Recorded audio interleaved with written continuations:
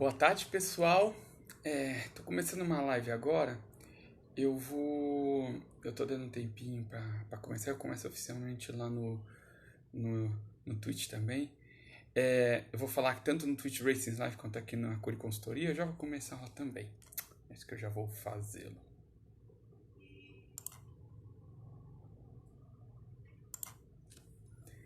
Muito boa tarde, pessoal.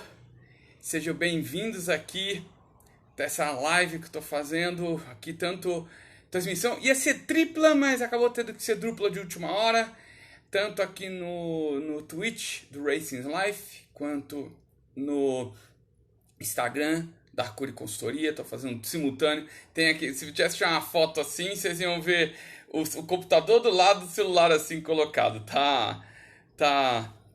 Ih, é mesmo, esqueci de mudar o título. Peraí, então que eu vou cancelar isso aí, Thiago, peraí. Esqueci de fazer uma coisa importante lá no Já Faço Já. Já Faço Já. BOP na Fórmula 1. Pronto, eu já faço. Boa tarde, Magno, seja bem-vindo. Agora eu atualizo as informações. Tem que fazer direito, né? Eu prefiro que eu fique aqui o tempo enrolando e... Bom, acho que agora foi. Acho que agora foi, vamos ver. Obrigado Thiago Santiago por ter me ajudado aqui na parte de limpar o chat. Já mudei o nome, agora tá tudo certinho. Gente, muito boa tarde, sejam bem-vindos. Take two, action, tá? Sejam bem-vindos aqui a essa live, tá? Já faz um tempo que eu já vinha ensaiando de fazer uma live de novo, fazia tempo que eu não fazia, mas depois de toda essa mudança que nós estamos promovendo do Racing Live, também tem 24 horas de Daytona, 1000 milhas de Interlagos, eu fiquei com a vida um pouco corrida, tudo meio fora do comum, então ficou um pouco difícil de pensar em qualquer coisa a respeito. Mas agora que a coisa se arrumou um pouquinho, dá pra gente conversar aqui, fazer mais tranquilo. Eu vou ter várias lives que eu vou estar fazendo, pelo menos uma vez por semana eu vou estar aqui sentado conversando com vocês. Como eu falei, em breve será também no YouTube do Racing Life, mas pediram pra gente segurar essa semana, não fazer uma live lá, mas normalmente será lá também, YouTube do Racing Life, Twitch do Racing Life. Acho que eu vou fazer também no YouTube da Curi Consultoria e também no Instagram da Curi Consultoria. Tem vários canais para ver esses assuntos que eu sempre trago aqui para vocês em primeira mão. Sejam bem-vindos, é uma conversa, então, por favor, comentem, façam perguntas, tragam questionamentos. Vamos aqui discutir uma conversa que eu tô tendo. É um canal que eu tô tendo para conversar com vocês, tá bom? Então, estamos aqui juntos sempre, tá? E o assunto hoje... Thiago, já tá em 2.500, tá? Já tá em 2.500. Eu deixei. O problema, na verdade, é a minha câmera. Que a minha câmera ela não é grande coisa, tá? Eu já te aviso que tá em 2.500. A câmera, a webcam do notebook não é grande coisa. Já adianto que é o seguinte, é um assunto polêmico. Eu confesso a vocês que eu não esperava ver isso tão cedo na Fórmula 1, mas se tá vindo de onde tá vindo, é algo que a gente tem que levar em consideração. O pessoal da F1 Mania trouxe uma matéria, um alerta a respeito de uma matéria da Automotor und Sport, que é um site alemão especializado em automobilismo, um dos mais respeitados do mundo, levantando isso que eu estou mostrando. O pessoal do Instagram não está vendo, mas o pessoal do Twitch está vendo a tela que eu estou aberta. BOP para a Fórmula 1, ponto de interrogação. Vou ser bem honesto, meu alemão é uma porcaria. Então eu traduzi a página, graças a Deus que existe tradução no Chrome para isso, porque senão tá perdido. Mas na tela está dito BOP para a Fórmula 1 e o que se trata. Em 11 de fevereiro, a comissão da Fórmula 1 quer discutir procedimento como proceder com os motores. É certo que haverá novos motores já em 2025 e o desenvolvimento será interrompido em 2022. Mas precisa de BOP? Então vamos explicar do que se trata. Antes de comecem o desespero, o escândalo, calma. Não é um BOP com as categorias de endurance que usam pelo mundo, seja a INSA, seja o WEC. É um BOP muito mais simples, tá? O que se trata? Como vocês bem sabem, a partir de 2022 a Fórmula 1 está estudando o congelamento e desenvolvimento de motores. É uma tática já antiga, isso não é novo, tá? Com o intuito de segurar custos e assim manter as montadoras na categoria. E também as equipes, por que não? Só que aí entra um problema. Quando você congela motores, você não pode fazer desenvolvimento neles. Então você não pode melhorar a potência, tá? Para duas montadoras, para uma montadora está muito bom, a Mercedes está confortável da situação, certo? Agora, e a Renault e a Ferrari? Aí entra o problema. Você segurar esse desenvolvimento vai contra o que as duas querem. E se você falar, vou segurar e ponto, não é só o fato deles terminarem atrás. Você pode chegar muito bem e falar assim, é assim mesmo? Então tá bom, eu tô indo embora, não quero mais saber da Fórmula 1. É muito massa para eles fazerem isso e quem sai perdendo é a categoria. Então isso é uma coisa que tem que ser muito bem pensada.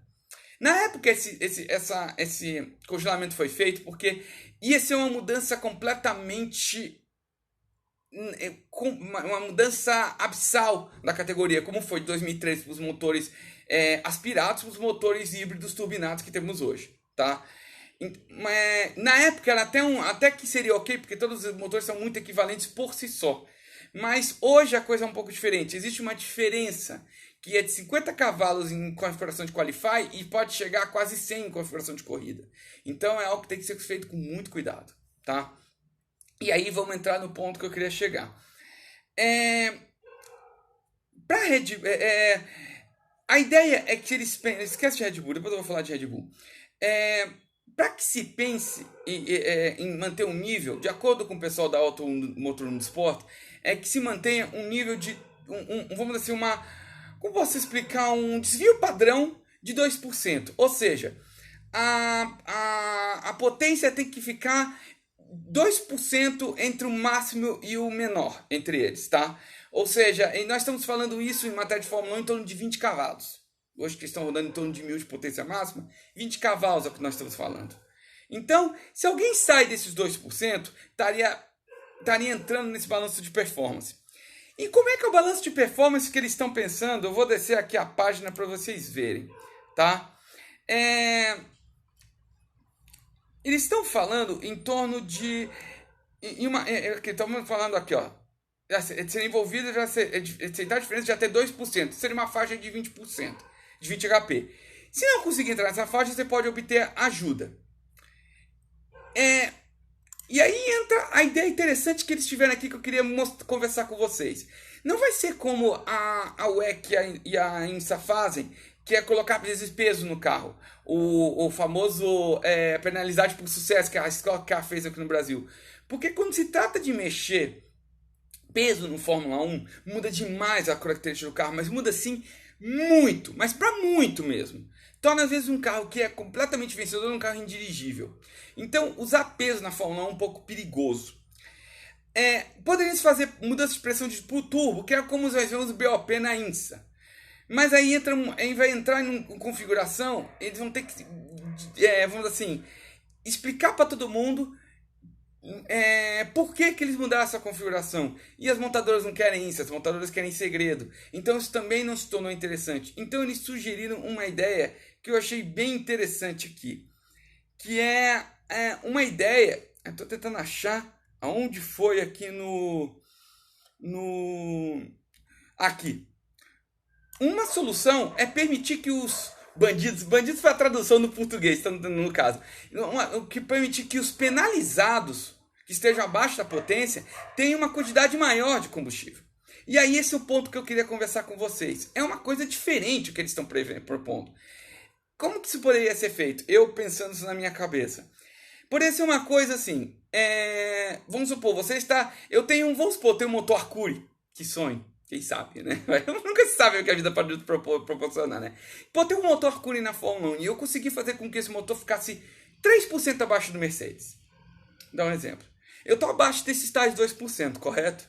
Então, para cada porcento que eu vou ter de perda, você ganha, sei lá, você pode ganhar 1% de tanque de combustível.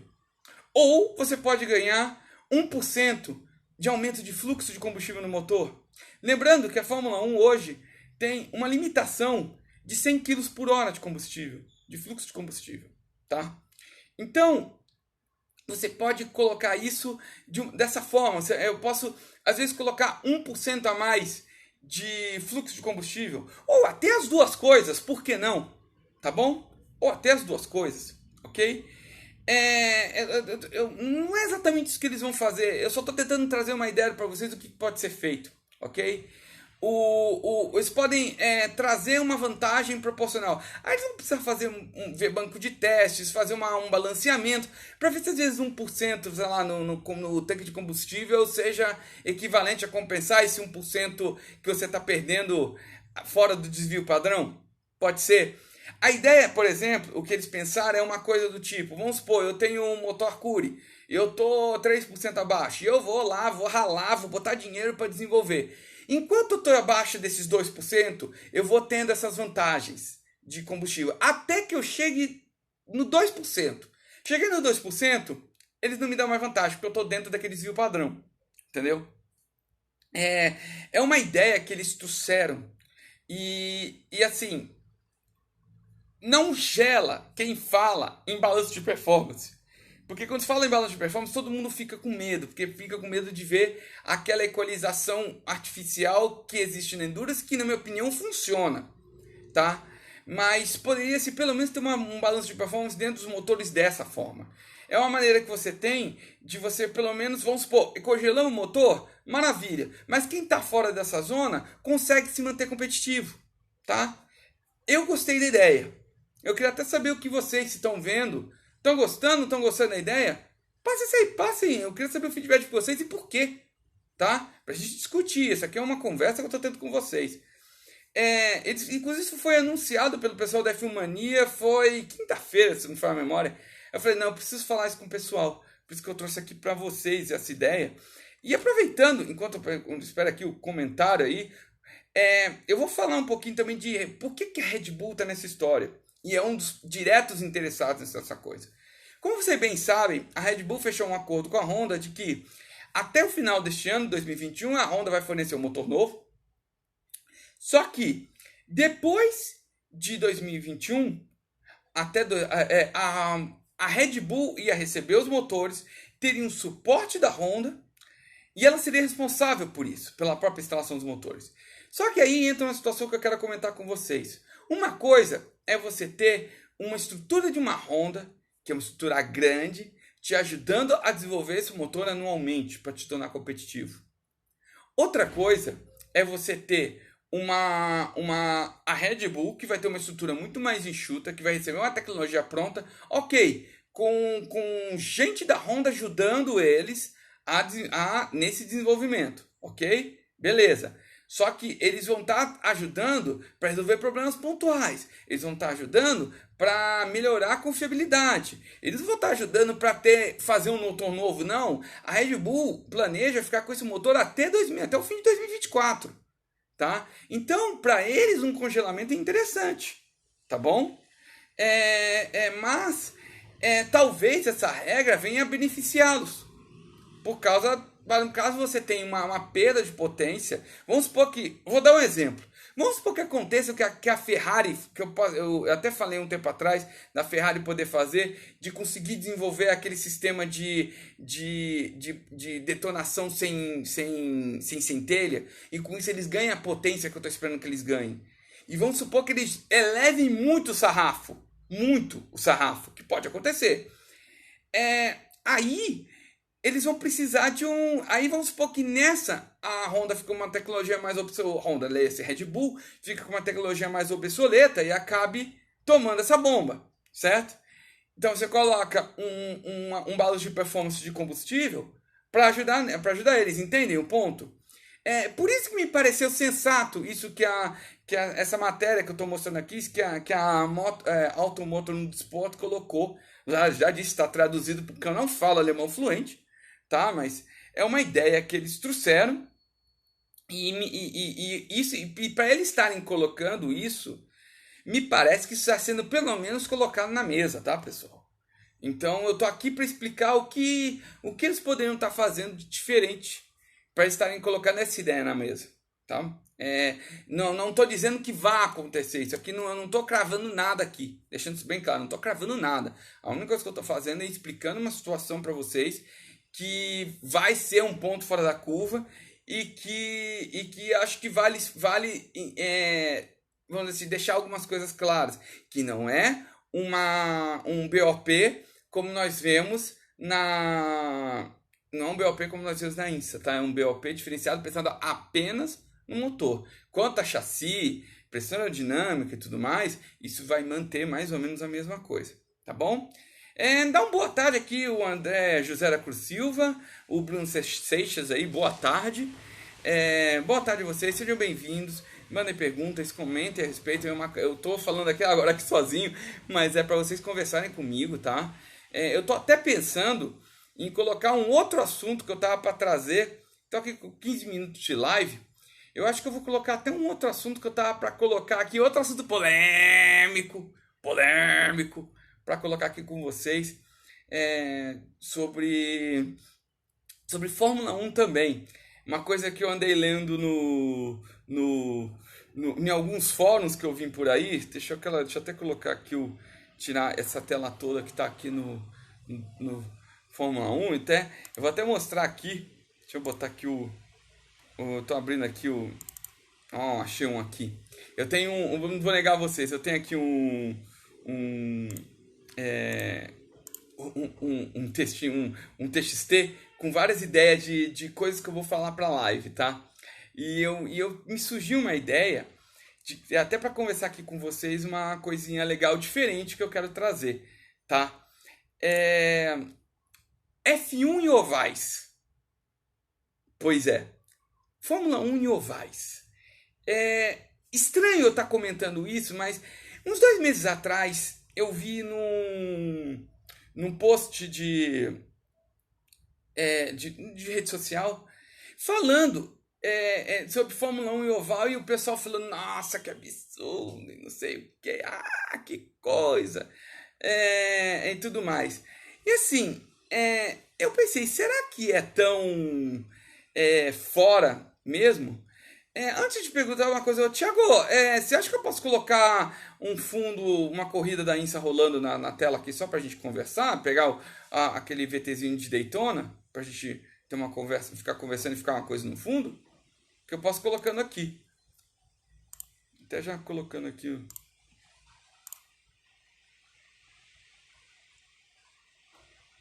Tá pensando em alguma coisa aqui pra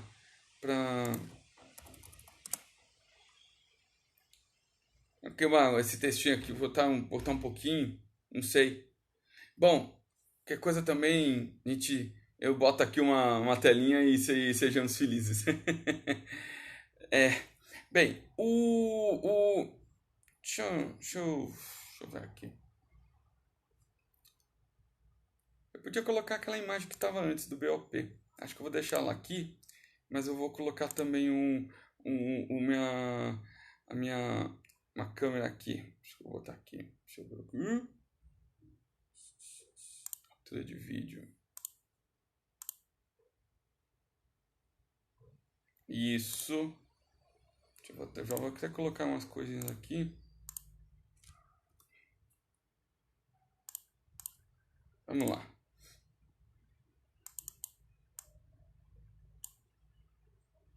Acho que não tá indo, né?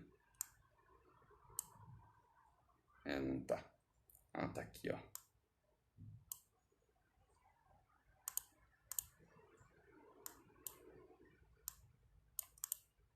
Isso. Bom, fica assim por enquanto. Vamos deixar assim por enquanto. Qualquer coisa, se a gente arruma aqui. O tema que eu coloquei aqui, gente, para me comentar é Fórmula 1 em ovais. Vamos voltar aqui ao que eu estava fazendo. Semana passada eu vi um post falando. Semana passada foi um tempão atrás. Falando de Fórmula 1 em ovais. E eu vi muita gente especializada falando falando de se seria isso possível ou não, tá? Então, acho que eu vou deixar aqui esse da F11 mesmo, que aí vocês conseguem me ver. Vivendo e aprendendo, pessoal, vivendo e aprendendo. Pronto. O pessoal falando muito, falando um monte de asneira, juro por Deus, gente, um monte de asneira falando de Fórmula 1 que era impossível correr em oval. E eu vou dizer para vocês, é possível correr em oval? Sim, tá? Mas tem algumas coisas que a gente tem que colocar aqui que a gente pode estar discutindo para mostrando que pode haver adaptações, podem ser feitas coisas, tá? E aí eu vou conversar isso para vocês baseado nos comentários que o pessoal fez, tá? Então vai ser eu vou estar respondendo mais ou menos baseado no que o pessoal comentou. Primeiro item, Fórmula 1 faz muita turbulência. Bom, vamos lá. Para a Fórmula 1 fazer turbulência é necessário ter a raça aerodinâmica, que é base para se criar pressão aerodinâmica. Sem a racha aerodinâmica você não cria pressão aerodinâmica. No oval, o nível de pressão aerodinâmica é baixo. No super oval é baixíssimo. Próximo do zero. Porque esses ovais simulam situação de reta infinita. Com baixa pressão em arraste, baixa igualmente a turbulência, portanto isso não seria um problema. Ainda mais que em ovais as asas vão ser feitas diferentes. Já vai ser mais ou menos como o carro do ano que vem, que vão ter menos lâminas. E menos lâminas, menos arraste aerodinâmico. Então isso vai ajudar nesse processo e aí tornaria a coisa muito mais acessível. Então eu não vejo turbulência como um problema. Na verdade, seria no nível do Indy para baixo. Então acho que pode ser até interessante. Os pneus não iam aguentar. Lembrem de Indianápolis 2005. Para quem lembra, em 2005, todos os pneus Michelin foram retirados da coisa. Não entraram em corrida, porque com medo que ele estourasse na curva pré-reta dos boxes, porque era uma curva de oval. Vamos lá. Nos pneus de pista mista, ou seja, nos pneus que a Fórmula 1 usa, poderia até ser realmente um problema. Mas como todo pneu pode sofrer um retrabalho, junto com reforço de estruturas internas, já seria suficiente para aguentar as demandas de esforços. Lembrando, gente, que se não fosse possível você rodar com pneus em ovais, o NASCAR não poderia correr em ovais. No entanto, eles correm muito bem, certo? Basta reforçar uma estrutura interna e fazer um composto diferente, especialmente se pensamos no lado externo, no lado externo do carro, ou seja, as rodas direitas. Tá? Os trens direitos precisariam ter um pneu especializado, então eles fariam pneus especializados para o trem direito. E lembrando que a Fórmula 1, você é obrigado, quando você recebe o jogo, ele já é um pneu, já o dianteiro esquerdo, dianteiro direito, traseiro esquerdo e traseiro direito. Você não pode colocar um fora do outro, nem pode misturar jogos. Então já é uma coisa muito mais estruturada a respeito, tá bom? Em super ovais, então isso ia ser ainda mais fácil, porque como simula a reta infinita, entendi, posso colocar, então eu vou colocar aqui, tá? Mas se ainda mais se for em reta infinita, não tem problema, tá? Deixa eu até colocar aqui, eu vou colocar aqui no... se ainda for em reta infinita, tem menos problema. Porque eu já vou até botar a corrida rolando, né? Vou deixar em mudo aqui, só pra gente ter uma imagem rolando, né? Tá. Você pode até ele colocar em situação de reta infinita, que não dá nada, tá? Porque você vai sentir ainda menos esforço da curva, então isso ajuda ainda mais, tá? Deixa eu só ver como é que ficou aqui minha imagem no... ficou muito bom. Eu me vendo no OBS. O motor não ia aguentar. Cara, essa do motor não ia aguentar é um negócio interessante, tá? Eu vou levar um pouco de tempo explicando porque vale mostrar isso por uma equação matemática, tá? É mais um daqueles mitos populares. Puro folclore. Primeiro, pela rotação, que já trabalha no limite de 3.000 RPM por causa do fluxo de combustível. E lembrando o seguinte, o Fórmula 1, ele pode rodar até 15.000 RPM por regra. Mas, devido ao fluxo de combustível ser limitado a 100 km por hora, eles não conseguem passar de 13.500 RPM. Eu até hoje vi uma vez o Fórmula 1 chegar a 13.500. Eu raramente vejo passar de 13.000. Então 13.000 é uma configuração de qualify, é uma coisa muito excesso, muito no topo. Então você pode trabalhar até com menos, tá? Ou seja, quem trabalha em 13.000 RPM por causa do fluxo de combustível ia usar uma rotação menor por causa de velocidade de cruzeiro. Porque você não ia estar trabalhando o tempo todo essa situação. Provavelmente você poderia trabalhar até numa velocidade mais baixa. Outra, a oitava marcha que desses carros está configurada para ultrapassar os 370 km por hora a 3.000 RPM. Eu digo isso porque no México, com asa aberta em vácuo, eles batem 365, 368 por hora e chegam aos 12.800 RPM na oitava marcha. Então, você vai trabalhar abaixo, a 370 por hora. Lembrando que dependendo do oval, o Fórmula 1 não chegaria a essa velocidade, tá? Isso é bom deixar claro. Pela durabilidade, vamos agora a uma outra conta, galera. Vamos comparar o Fórmula 1 e o NASCAR. O Fórmula 1 você tem que ter 3 unidades de potência para 23 corridas, tá? Lembrando que tudo bem, você pode trocar tokens dessa unidade, pode trocar motor, pode trocar turbo, pode trocar sistema eletrônico, pode trocar baterias elétricas, pode montar um motor elétrico, enfim, você pode trocar várias coisas.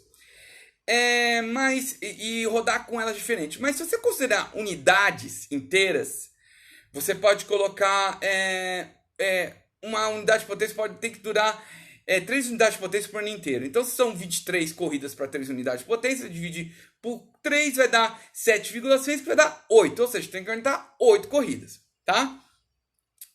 Cada prova na Fórmula 1 tem uma base de 190 milhas. Então, eu vou colocar 200 milhas para a gente ter um número legal, tá? Um número redondo. 200 milhas. Mais o dobro para treinos e qualify, tá? Então, num final de semana de corrida, eles vão rodar uma base de 400 milhas. Tudo bem, esse número pode ser melhorado, mas para a gente ter um número tá bem próximo do real. 400 milhas para o final de semana, vezes 8 corridas, 3.200 milhas. Tudo bem, esse número pode chegar a umas 3.500, mas 3.200 é um bom número, só para a gente ter uma referência, tá? Vamos para o NASCAR. O NASCAR, cada motor é feito para durar 2 provas, com eventual troca de peças móveis no final da primeira corrida. Lembrando que o NASCAR, eles têm um pacote com motor novo, tudo novo, e aí você pode recorrer, isso até por regra é incentivado, a você trocar as peças móveis do motor. E essas peças móveis, eles recomendam trocar uma vez a cada final de semana. Ou seja, você roda para o motor final de semana, troca as peças móveis, que é pistão, biela, virabrequim, válvulas. Você troca essas peças e aí você roda mais um final de semana e depois aposenta esse motor. Na teoria é isso que você faz. Lógico que o pessoal aproveita muito mais que isso, né? Principalmente a Arca. Então, vamos trabalhar com essa situação teórica a cada 2 provas, tá? O ritmo de treinos é menor se comparado à prova na NASCAR. Então, podemos adotar uma média de 500 milhas por corrida. E mais 50% para treinos, ou seja, 500 mais 250, são 750 milhas. 750 vezes 2 são 1.500 milhas. Então, são 3.200 para o motor de Fórmula 1 contra 1.500 para o motor de NASCAR. Convenhamos, aguenta mais. Além do mais, isso usando números puros. Mas tem um detalhe também. Ainda que a exigência do oval seja maior que dos mistos em algumas situações, mesmo havendo uma diminuição desse valor, eles ainda estariam bem acima que o motor da NASCAR usa. Portanto, claramente viável. Lembrando uma coisa aqui bem clara, pra gente, que é bom e importante para vocês saberem. Um motor, vamos supor 2 motores de Fórmula 1. Um rodando a 13.000 RPM constante e outro fazendo um ritmo de corrida, que é chegar a 11.500, troca a marcha, 11.500, troca a marcha. Para o motor, é muito mais crítico um motor que você chegue numa rotação dessa, ou seja, do que um motor que fica constante, tá? É muito mais esforço que o motor faz, é muito mais situações de esforços que as peças móveis fazem. Então, com isso, acaba diminuindo, sim, a confiabilidade do motor, tá? Então, é muito melhor para o motor você ficar a 3.000 do que você ficar trocando marcha, tá? Para o motor é muito melhor. é muito menos, abusa muito menos do motor, tá? Essa é uma coisa que é bom explicar para vocês. Tanto que vocês podem reparar, recomendo vocês verem vídeo de Fórmula 1, de Indy, principalmente os mais antigos, que tem mais estouro de motor. Reparem que ele sempre troca, o motor sempre estoura na troca da marcha, ou quase sempre. Né? Bem exagerado, mas é mais ou menos isso. É na hora que troca a marcha, porque você tem uma troca de inércia, uma troca de rotação que se transforma numa inércia que o motor, uma variação de inércia que o motor sofre, e isso pode acabar quebrando os componentes internos, tá? Então, entendam isso. É muito mais fácil o motor quebrar na troca de marcha do que numa rotação constante.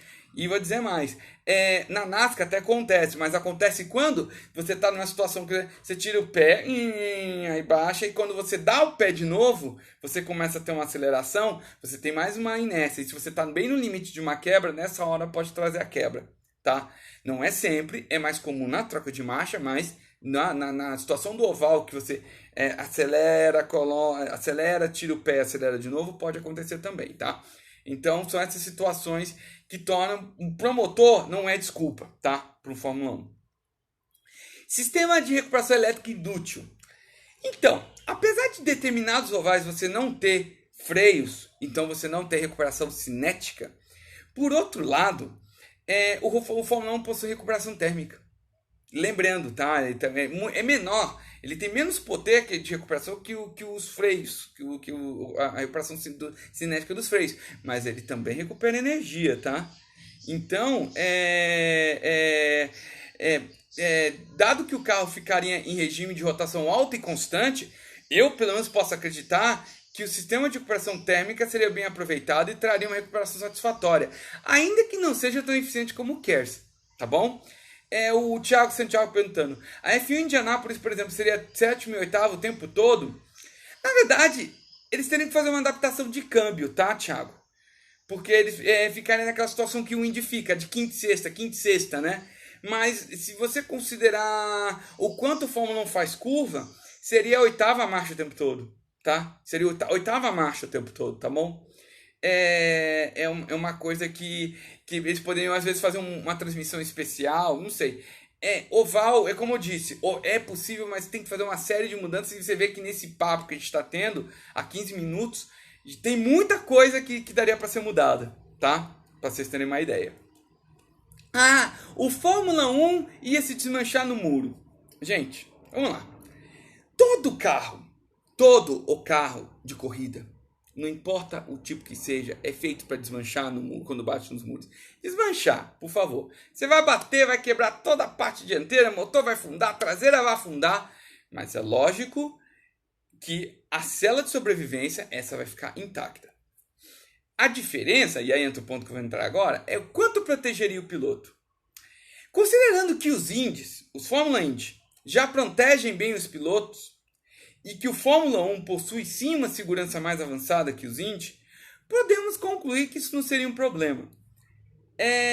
Vamos colocar isso de uma outra maneira, antes que se os indianistas me ouvirem vão querer ficar louco comigo. Calma, deixa eu explicar. O Indy é um carro seguro? Muito. Ele é um carro muito seguro. É um carro que eu particularmente confio completamente na segurança desse carro, ainda mais do que ele evoluiu nos últimos anos. Tá? Mas, o conceito de segurança dele ainda é o mesmo de 2017. Inclusive, tem muitos carros, muita gente usando o mesmo carro há 2, 3 anos. Então, é parecido com o conceito que a Fórmula 1 usa de segurança? Mas pense o seguinte, a Fórmula 1 entrega para você todo santo ano um carro novo. E todo santo ano você vai ter um carro novo com pequenas evoluções de segurança. Então não esperem que a Fórmula 1 vai estar no mesmo nível da Fórmula 1. Não, a Fórmula 1 está sempre progredindo um pouquinho. Então por isso que eu digo que o Fórmula 1 é sim um carro um pouco mais seguro que o Indy. Tá? A diferença é pouca, eu estou falando de um degrau em vários degraus. Muitos degraus. Mas existe uma diferença, tá? Então, se o Indy é seguro, por que o Fórmula 1 não seria? Tá? Então, esqueça essa filosofia de botequim que o Fórmula 1 não é seguro. Não, ele é mais seguro que o Indy, tá? Isso eu não tenho dúvida. O Thiago está falando 2018? Pode ser, Thiago, eu posso realmente estar confundindo o ano. Pode ser 2018, desculpa. Se for mesmo 2018, eu já peço perdão, eu errei o ano. O Thiago falando aqui, o acidente do Grosjean é um exemplo disso. Pois é, você vê o quanto o carro é seguro. E aproveitar, até para mencionar uma coisa, Thiago, eu falei isso quando a gente fez as 24 horas de Daytona, que quando teve aquele acidente que afundou a parte de cima da janela, da coluna A, no caso, da junção da A com a B do Ryan Newman, quando ele afundou, falou assim: sempre que tem um afundamento ou uma rachadura, você pode apostar seu pobre dinheirinho que que o piloto sentiu. E o Ryan Newman sentiu, tá? E você pode reparar uma coisa: teve uma rachadura na lateral do cockpit do Grosjean, tá? E adivinha o que aconteceu com ele na lateral esquerda dele? Ele quebrou uma costela, entendeu? Você pode até sentir poucos efeitos, mas o piloto vai sentir efeitos quando houver uma quebra ou um afundamento da célula de sobrevivência, tá? E Ryan Newman e Romain Grosjean tá aí para mostrar isso mesmo, tá? Eu só queria aproveitar esse gancho que você deu para comentar. O Thomas Vitor: a Fórmula 1 e oval seria um sonho. Infelizmente isso não vai acontecer. Eu vou chegar lá, tá, Thomas? Segura aí um pouquinho. O Odral falando aqui, o Ralf Schumacher que o diga. Mas o Ralf Schumacher, ele teve uma coisa que na época eles não tinham e hoje melhorou, que foi a proteção para o whiplash lateral do piloto. Porque para cá o Hans segura bem, para cá naquela época nem tanto. Hoje o Fórmula 1 está um pouquinho mais protegido isso aí. Então provavelmente o Ralf não sentiria tanto, porque o problema dele foi mais concussão que qualquer outra coisa. Mas aí é lógico, teve o problema de segurança que o pneu Michelin trazia, e isso poderia trazer um acidente. Sim, a preocupação é real, é sincera. A Michelin fez bem deles não correrem, tá? Não fez bem para a categoria, não fez. Foi ruim, foi. Eu não gostei nem um pouco, mas eu entendo pelo lado da segurança, tá? E o Thiago Santiago: ainda bem que o Ryan Newman tá firme e forte, pronto para correr esse ano. Já correu anos passado, né, Thiago? Ele teve uma concussão forte, tá? Mas ele teve uma concussão, e concussão é descanso, é recuperação e colocar e exame. Não tem muito o que fazer, tá? O corpo faz isso pra você, tá bom? Essa é o normal. Vamos lá, mais um aqui. A Mercedes ia fazer volta em todo mundo.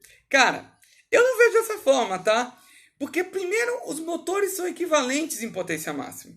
Mesmo que em corrida tenha um ritmo, uma diferença maior do que em Qualify, eles são sim equivalentes.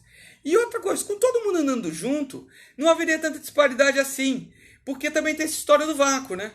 Não esquece que em Super Oval tem vácuo. Ou vais até, por um Fórmula, Super Oval, até um oval de 1,5 mm Super Oval. Tá? Então, não haveria tanta diferença. Eu acho que eles estariam mais colados por causa de ter que se segurar no vácuo e tudo mais. Tudo bem, a turbulência atrapalharia um pouco na curva, mas acho que seria mais amistoso a fazer um super oval, por exemplo, até um oval de 1,5 mm, talvez. Não sei.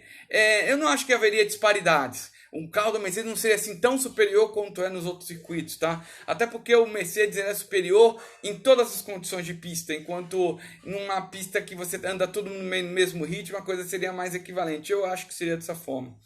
O Thiago falando assim: o anel externo do Bahrein já foi disputado, imagina um oval. O anel externo é um negócio interessante, porque o anel externo, não entendo, muito bem, anel externo é uma coisa, oval é outra. Mas o anel externo é legal porque, além de ser um ciclo de alta velocidade, é uma coisa que ninguém conhecia, ninguém esperava. Então foi foi aquela situação: o que você poderia esperar? Como é que o carro vai andar bem? Como é que ele vai andar em longos stints? Como é que o acerto vai se dar? Como é que ele vai estar em comparado a curva alta e baixa? Você não sabe, velho. Você não sabe. E eu acho que esse fator surpresa de um circuito curto, que a Fórmula 1 já não via há muitos anos, somado a um circuito com 3 retas enormes. Aí você tem trechos de baixíssima velocidade, então o importante era você andar com asa baixa. Essa situação E a dificuldade de se pilotar em curvas com asa baixa torna seu carro mais difícil. É aquele fenômeno que eu sempre falo de Monza. Você rodar com asa baixa é muito mais difícil você frear, é muito difícil fazer curva. Então isso dá outra dinâmica à corrida. Eu acho que essas coisas levaram ao que foi aquela corrida maravilhosa que foi no aqui. Talvez a melhor corrida que a Fórmula 1 teve nos últimos anos. Tá? E a melhor do ano passado, com toda certeza. Tá? Mas é um ponto legal que você levantou, tá, Thiago? Thiago Santiago, queria ver os pilotos da Fórmula 1 ouvindo no rádio. Inside, outside, hard line, three wide. Você pode ter essa experiência assistindo corrida de iRacing. É exatamente isso daí, Thiago. Aí agora vamos ao ponto que o Thomas Vitor levantou. Interesse da Europa. Hoje nenhum. Infelizmente, foi aquilo que você me falou, tá, ô Thomas? Não existe, por hora. Pode até existir em algum momento no futuro, ou uma média distância, um futuro a médio prazo, ou talvez a longo prazo. Se quiserem promover coisas locais, como por exemplo o Oval de Monza, após uma reforma, que por exemplo, vocês não estão sabendo, está se planejando sim uma reforma no Oval de Monza pensando em segurança. Ou seja, eles querem tornar o Oval de Monza assim, plausível de corridas reais. Tudo bem que ele é um pouquinho fraco, ele é um pouquinho estreito, mas nada impede. Pode-se trabalhar a respeito, por que não? Eles estão planejando isso, pode escrever o que eu estou falando, eles estão pensando em tornar o Oval de Monza praticável para correr, tá? Então pode ser que isso aconteça. Ou outros ovais, como já a Indy Kart, né, já correu, como Rockingham na Inglaterra, ou Lausitzring na Alemanha. Tá? Pode acontecer. Por que não? Depende da a Fórmula 1 querer fazer um negócio desse. Pode acontecer. De fato, pode mesmo. Ficaria feliz? Pô, eu ficaria feliz pra caramba, né? Mas sinceramente, gente, sem sonhos, realidade aqui. Eu não espero isso antes. No mínimo, não antes de daqui a 10 anos. Não antes, tá? Muita coisa tem que mudar. Se é que eles vão fazer isso daqui a 10 anos, eu acho que vai ser bem mais até. É só uma previsão meio bold, eles chamam de previsão bold, meio no chute, tá? Não sai antes de daqui a 10 anos, tá? Mas dado isso aqui que o Thiago falou, um ano atípico como 2020 no futuro, pode rolar de tudo, até oval. Eu acho que esse foi o melhor legado que a Fórmula 1 teve de 2020. Não foi o fato da temporada acontecer. Foi dos circuitos que ela teve que colocar de modo emergencial. Que esses fizeram a diferença em uma temporada que tinha tudo para ser chata. E, no entanto, foi sensacional. Foi de manter a audiência no grid, manter a audiência assistindo. Por quê? Porque teve todas essas diferenças. Todos os circuitos que entraram trouxeram algum tipo de graça. Até Mugello, que tinha tudo para ser... vai ser uma corrida chata. Foi um corridão, tá? Então, eu acho que tudo pode acontecer. E sim, isso pode ter colocado pelo menos uma pulguinha atrás da orelha da Fórmula 1. O Odraldi falando aqui, até lá nem vai ter mais automobilismo como conhecemos. Porque se sabe... Pode ser até melhor, pode ser pior, mas vamos trabalhar com o que nós temos por hora, tá? Essa é uma ideia que a gente tem que manter. O Irã vinha te perguntando aqui, um pouquinho saindo rapidinho, mas eu volto no tema que tem mais comentários, tá? Eu vou voltar no tema. Porque o automobilismo Brasil é muito fraco. Agradeça a Confederação Brasileira de Automobilismo, que nunca fez nada pelo automobilismo, a não ser encher o próprio bolso e atender os próprios interesses, tá? Tivemos um boom de automobilismo brasileiro no final da primeira década do ano 2000 e isso não foi nada aproveitado. Em pouco resumo rápido, assim, papum para falar, é por isso, tá bom? Rápido resumo, é isso que mais que isso é só devaneio, tá? Tô colocando a câmera aqui do Instagram, agora eu tô mais reto. O Thiago Santiago, me enche demais o saco quem fica martelando dizendo que os ovais vão morrer. Você acha que isso pode acontecer? Thiago, tô contigo. Me enche o saco ver o pessoal. Vai morrer o oval. E que não sei o quê. O Dolinho, seu amigo. Não vai. Eu não acho assim. De fato, o oval tá perdendo público nos Estados Unidos. especialmente que depois que muitos veículos estão colocando na cabeça, principalmente do americano, que Fórmula Indy oval é assassino, Fórmula Indy oval vai morrer, vai ter acidente. Né? Não, menos, pelo amor de Deus, menos. Tantos anos tiveram acidente, vai ter acidente agora? Não. Teve, tá. Infelizmente aconteceu o do Robert Wickens. Lamento muito por ter acontecido, mas de lá pra cá houveram evoluções nos carros, tá? O carro do Indy de lá pra cá, ele não consegue, ele praticamente não mais levanta voo. O que aconteceu com o Colton Herta em Iowa foi um caso tão fora do ponto, tão fora da curva, que colocar isso como sei lá, como fator definidor, eu acho tão idiota. Desculpa o termo, eu acho isso mesmo, idiota o termo. Então não acho que isso venha acontecer, especialmente na NASCAR, porque a NASCAR ela tem essa origem, essa raiz no oval, tá? Até o circuito de Daytona na praia era um oval. Então, não acho que isso vai acontecer tão cedo na categoria, tá bom? O que mais acontece, o que está acontecendo, sim, é uma entrada de mais mistos. Não vou falar na Indy, porque a Indy realmente os ovais estão meio que sumindo, mas também por causa desse medo, dessa histeria que os jornalistas estão colocando em cima da Indy. Mas a Fórmula 1, a NASCAR é diferente. A NASCAR ela tem esse conceito de andar no oval. Até oval novo entrando na categoria, pensa bem. Tudo bem, a Iowa tá saindo, porque a Iowa vai deixar de existir. Mas a Iowa tinha um outro problema. A Iowa tinha um problema sério com logística. É no meio do nada, entendeu? Num lugar que não te promove nada. Então você levar pra lá, o circuito é maravilhoso, muito bom, mas a logística lá mata um pouco. Então eu acho que é por isso que eles estão meio que pensando em acabar com a Iowa. Mas tá voltando Nashville. Entendeu? E outros circuitos vão ser mantidos.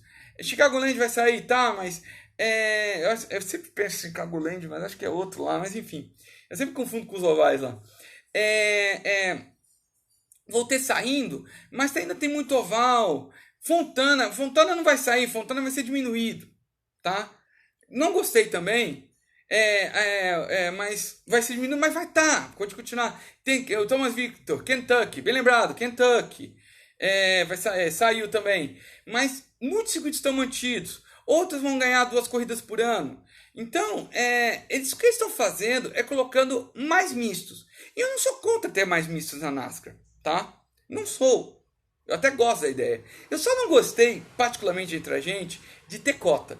Cota eu acho que não precisava. Mas foi para atender interesse do Ed Gossage.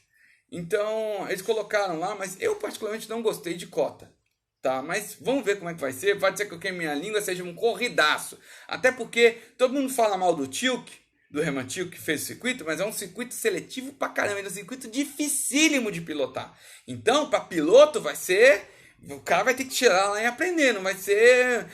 chegar 2 voltinhas e aprendi. Não! Lá vai ser pau pra toda a obra, vai ser um negócio forte, vai ser dificuldade forte que eles vão passar. E acho que é por isso que vai trazer uma bela corrida. Tá? Pode ser que tenha uma bela corrida. E eu gosto muito de ver... Eu já queria ver Road America na Cup há muito tempo. Gosto da ideia... Daytona vai ser agora no Clash, mas gosto da ideia de Watkins Glen. São circuitos legais que estão entrando na Cup. Eu não sou tão fã de Sonoma, mas tudo bem, sabe? Sonoma tem seus desafios, legal. Vai ser um negócio legal. E outra coisa...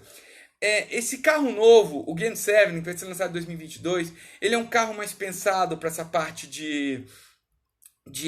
é um carro mais preparado para misto. Não é que ele seja um carro só de misto. Lógico que ele vai correr em oval também. Lógico. Não tenho dúvida disso. Mas vai ser um carro mais amistoso para misto do que é o atual. Que é um carro que eu respeito muito. Eu gosto dessa coisa da raiz da NASCAR. Mas me incomoda uma das maiores categorias de estoque do mundo ainda usar um sistema de transmissão, de câmbio, de um Chevrolet dos anos 60. Me incomoda ver a NASCAR usando uma transmissão, um sistema de suspensão traseiro que não é usado em nenhum carro do mundo hoje. Me incomoda isso, sabe? Me incomoda. E é isso que eles vão mexer agora, tá bom? Eu acredito, o Thomas Vitor, acredito que esse ano seja um teste para os mitos da NASCAR. Não, se não der certo, eles voltam atrás. Bem lembrado, Thomas. A NASCAR tem dessas, né? Eles testam, não deu certo, volta. A gente já comentou isso bastante nas transmissões que a gente fazia. Não deu certo, volta. É legal. E é bom isso. Você tem que. Aquele negócio. Eu vou dar uma de coach agora. Mas saia do seu. Como é que é? Da sua zona de conforto. A NASCAR sai o tempo todo da zona de conforto. O problema é que eles colocaram algumas coisas que eles ficaram na zona de conforto demais. Eu, por exemplo, me incomoda um pouco os estágios em alguns circuitos, tá? Tem circuito que tem que ter estágio, mas não dá, não tem como, tem que ter estágio, não dá pra fugir disso. Mas tem circuito que talvez não precisasse. Tem circuito talvez fazer um estágio só seria interessante. Não sei, a se pensar. O Thiago Santiago, Caio Busch falou numa entrevista que os pilotos que estão vindo da Xfinity vão ter mais facilidade de correr em Road America. É verdade. Mas aí eu acho que não é só esses pilotos vão ter, Thiago, mas uma coisa que não é só esses pilotos, mas os pilotos que correram de Xfinity nos últimos anos, um Bell da vida, Tyler Reddick, Cole Custer, John Hunter não tá mais, mas seria o John Hunter se ele continuasse. Tem outros que entrariam, até o Chris Buescher teria uma facilidade nisso, ele é bom de circuito misto, né? Mas uma coisa que ajudaria também, por exemplo, a Hendrick. A Junior Motorsports é a equipe de uma a equipe que pega carros preparados pela Hendrick na Xfinity. Então essa equipe vai ganhar know-how para correr na Cup, vai ter conhecimento, vai ter telemetria para fazer uma coisa melhor, para se preparar melhor para essa corrida. A Gibson é a mesma coisa, a Penske é a mesma coisa, tá? E outras que agora me vem à cabeça. Mas a Stuart Haas é a mesma coisa. Então, se você parar para colocar dessa forma, é algo que vai ajudar eles, pelo menos, ter essa entrada. Lógico, é um carro diferente, com mais potência, com outra pacote aerodinâmico. Mas, no conceito, eles são bem parecidos. Então, para pelo menos você ter um start point avançado, dá para ajudar. É esse o ponto que eu queria colocar. O Zé Gotinha Race, boa tarde. O Zé Gotinha, eu vou falar para você, eu adoro seu nick. Muito bom. Muito bom. Thomas Vitor e André José da Cruz Silva, igualmente para o Oval de Terra. E que esperar desse Oval de Terra? Cara, vai ser um corridaço. Porque se a Cup não está preparada, pode não estar preparada para uma corrida em cota, por exemplo, eu acho que eles vão estar menos preparados ainda para uma corrida em terra. Porque a Cup Series da NASCAR, pelo que eu me recorde, não corre num circuito de terra há quase 50 anos. Posso estar errado nesse número e falar, mas sei que é um número grande. Talvez a minha idade, algo perto da minha idade, tá? É menos que 50, já adianta, é menos que 50, tá? Pô. Mas é uma... Thomas Vitor, obrigado, 51 anos. Mas vai ser interessante, porque os carros da Truck já têm algum conhecimento, os carros da Arca também, mas a Xfinity Cup não. E para eles vai ser um aprendizado, vai ser uma maneira diferente de dirigir. Tem piloto aí que tá na Cup e que nunca correu em pista de terra na vida. Então, para esse ainda vai ser uma surpresa maior. Vai ter que aprender a dirigir com o carro jogando na traseira. Entendeu? É outro estilo de direção. Vai ser um desafio para a Goodyear também, porque é um outro tipo de pneu. É um pneu que tem que ser vulcanizado para ficar com uma maciez entre o circuito misto, o circuito... o pneu slick e o pneu de chuva tem que ficar no meio termo, mais ou menos, em matéria de vulcanização, de preparação. Então, vai ser um trabalho para todo mundo, vai ser trabalho para equipe, vai ser trabalho para piloto, vai ser trabalho para fornecedor de pneus. Então, prepare-se que vai ser um espetáculo. Eu, particularmente, já adoro corrida em oval de terra. Bristol, eu já adoro corridas em oval do Bristol. Juntar os dois vai ser um espetáculo, vocês podem esperar.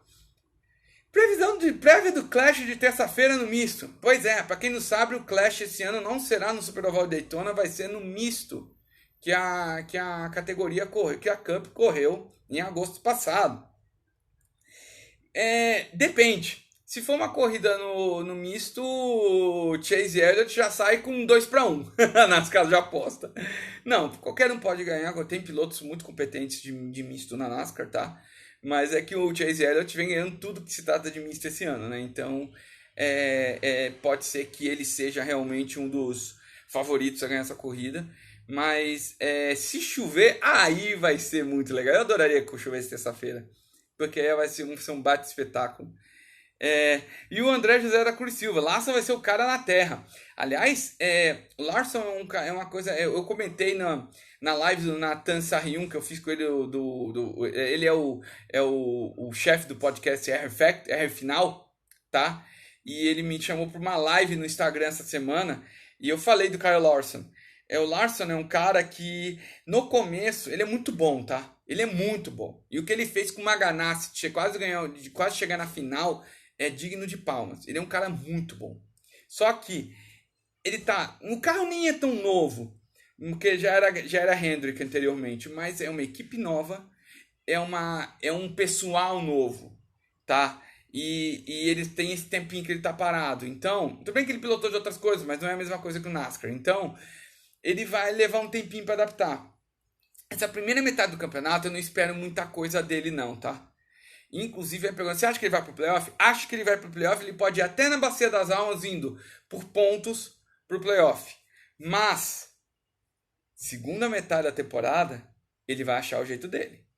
E quando ele achar o jeito dele, meu amigo, te prepara, porque ele pode até não ser campeão, mas ele vem para causar, tá? Então esperem bastante de Kyle Larson esse ano, mas principalmente na segunda metade da temporada. A mesma coisa, já vai dar 1 hora de live, eu tenho que terminar por causa do Instagram, mas eu vou terminar aqui um falar uma coisa. Bubba Wallace. Bubba Wallace é um cara que é um cara, eu nem vou falar na qualidade dele como piloto, mas vou falar na qualidade dele como da equipe dele. Ele tá vindo para uma equipe nova, que é a 2311, que vai ter com... Se a luz mudar, não estranha, a Margot está me fazendo companhia aqui, que ela não quis aparecer. Ele tá vindo para uma equipe nova, que vai ter que se preparar muito para se adequar a essa categoria. Por mais que ele tenha um equipamento maravilhoso, que é o Joe Gibbs, é o carro igual ao Joe Gibbs, mas é uma equipe nova, eles vão tomar na cabeça, vão aprender, vão demorar para aprender, tá? Faz parte, tá bom? Faz parte do aprendizado. Na segunda metade da temporada, talvez é que eles vão conseguir mostrar algum serviço, mas nessa primeira metade eu não espero grande coisa deles não, tá bom? Mas eles são uma equipe competente, e agora, na partir da segunda metade da temporada, e talvez no terceiro terço da temporada, é que a gente pode ver o que Bubba Wallace é realmente capaz. Se o Wallace vai para playoff, não sei. Eu apostaria que não. Mas tudo pode acontecer, pode ser que ele consiga se adaptar rápido ao carro e o carro seja pelo menos constante de estar no top 10 e com isso ele conseguir pontos em playoff. Pode acontecer. Mas se ele for pro playoff, dificilmente ele passa da primeira fase, tá? Thiago Santiago e o Rocha tem, boa pergunta. Sempre esqueço dele, gosto muito dele. Finalmente ele vai ter uma oportunidade na NASCAR de mostrar serviço. Mas entendam, não é uma oportunidade de mostrar serviço para chegando título, tá? Não é disso que eu estou falando. Eu estou falando de mostrar serviço para estar em top 5, estar em top 10, de fazer pontos, que é o que ele sabe fazer de melhor, e ir para o playoff. Eu não espero dele nada menos que uma vaga no playoff. Se ele vai mais longe que a primeira fase, se ele vai ganhar a corrida, se ele vai conseguir outras coisas, eu já prefiro não opino, acho que até que não. Mas eu acho que, por exemplo, ele tem chance sim de ganhar uma corrida. Que pode ser durante a temporada regular, pode até ser no playoff, quem sabe. Ele tem chance até de ganhar uma corrida ou outra, fazer um top 5, vários top 5 na temporada, uns 3, 4, 5 top 5 na temporada. É isso. E isso é o que eu espero de um Ganassi. De top 10 com alguma constância, um ou outro top 5 na temporada, quem sabe uma vitória e vaga no playoff, talvez por constância. É isso que eu espero da Ganassi, e por ser o que eu espero da Ganassi, é o que eu espero dele. Thiago Santiago, para terminar aqui, ele ia ter essa oportunidade se a Ganassi não tivesse saído da Xfinity por causa do patrocínio. É verdade. Só que aí ele conseguiu uma vaga numa equipe, na minha opinião, melhor que a Ganassi lá, que é a Colleague. Por menor que ela seja, por mais caseira que ela seja,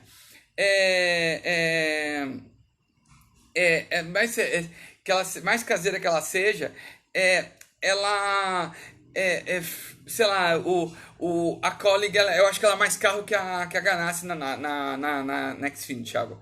E o Draw, pra terminar, esse ano o Chip Ganassi vai ganhar os 3 grandes títulos: Indy, IMSA e NASCAR. Você tá otimista, hein? Eu acho que a INSA eles vão tomar muito na cabeça, não vão disputar título, pode chegar até chegar perto, mas não vai ganhar. E a NASCAR não espero mais que um top, talvez um top 16, tá? Um top 15, pronto. A NASCAR eles não tem muito mais que isso, mas é o que eu espero deles, tá bom? Gente, eu vou terminando aqui porque já vai dar 1 hora, eu vou ter que terminar no Instagram também. Muito obrigado por vocês estarem comigo. Eu tive aqui no Twitch cheguei a ter 25, 26. Isso é mais que a gente tinha normalmente, é feito 24 horas de Daytona. Muito obrigado por vocês estarem aqui. Foi muito legal bater esse papo com vocês, trazer essas coisas diferentes. Vou fazer mais lives, tá? Acho que sexta-feira que vem talvez eu faça uma. Vou deixar avisado, tá? Mas acompanhe com a gente. Siga-me no Yakuri Consultoria no YouTube, Yakuri Consultoria no Instagram. Segue aí Racing Life no YouTube também, tá? A gente vai postar bastante coisa, mas não, o Weideman tá preparando vários programas pra gente se manter aqui no Racing Life, tá? O Racing Life não morreu, ele apenas tá mudando de foco, tá mudando de ideia, tá? Mas o Racing Life não morreu, a gente vai continuar mostrando bastante coisa aqui. Eu inclusive vou fazer vídeos pro Racing Life também, vou comentar dessa nova fase da WEC, a diferença dos carros, enfim, vou preparar isso tudo bonitinho, tá bom? Mas em breve, acompanha, já segue com a gente, inscreve, sininho, faz tudo que a gente precisa de vocês. Se não é nada, se não for com vocês, tá bom? Um grande abraço a todos, se cuidem, bom final de semana, até lá.